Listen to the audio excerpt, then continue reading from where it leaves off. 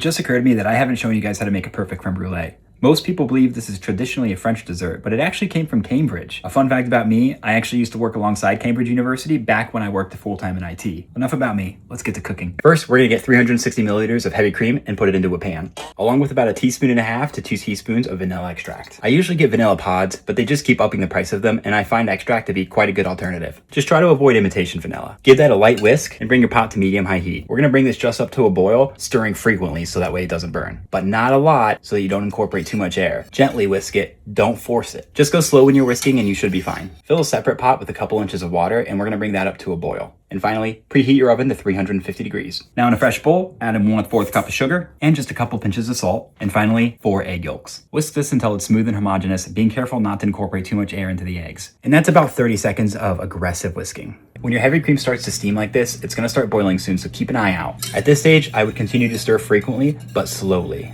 just like this. Once you see it starting to boil like this, immediately take it off the heat and take it back to our eggs. Now we're gonna very slowly temper this into our eggs, which just means we're gonna drip a little bit in at a time while gently whisking. And I like to do this as slow as possible. Now we're gonna take this mixture and filter it through a fine mesh.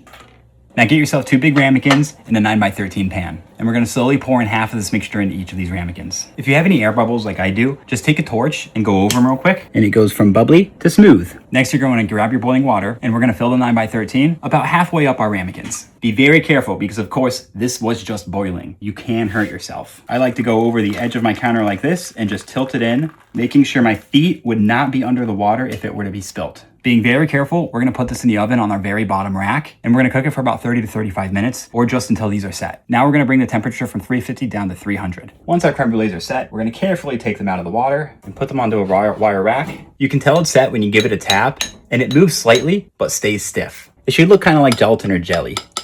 Now we're gonna get this into the fridge for about 4 hours minimum. It's best if you leave it overnight. And finally, I'm gonna add just about 1 tablespoon of sugar to the top. We're gonna give that a healthy swirl so that it just coats it evenly, like so. And with your favorite torch, you're gonna brulee the top. This isn't a standard brulee torch, but I find it works just as well, and I don't really wanna spend the money on another one. I like my heat to be intense and quick. I find that this gives me the best and most controllable results, because where it isn't melting, I can just go over real quick and get kind of an even melt around the whole thing. Being careful not to burn your sugar. Put this in the freezer for about 10 minutes after you brulee it, and it'll be the perfect temperature. I like these a little bit colder than just the fridge temperature, but obviously not frozen, so don't forget about it. Let's listen together.